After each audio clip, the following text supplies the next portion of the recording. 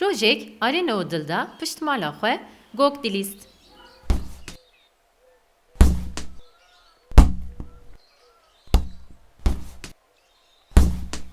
Ji nişkê ve dengek hat.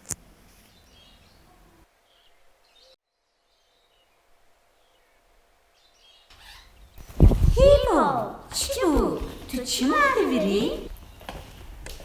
Ay serê min göz bû ez ketim.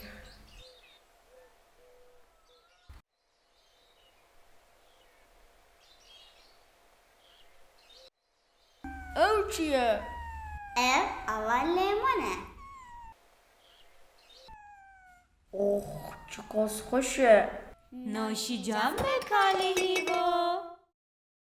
Ez dixwazim hûn min bişînin fezayê.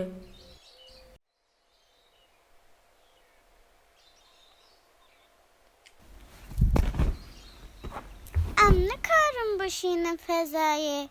Em kiştiya fezayê çêbikin.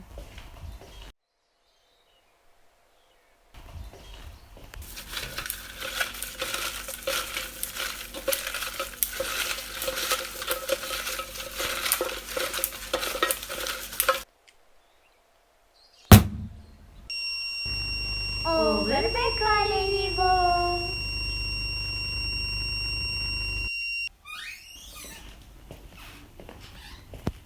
Di vê odê de bêhnek cuda heye.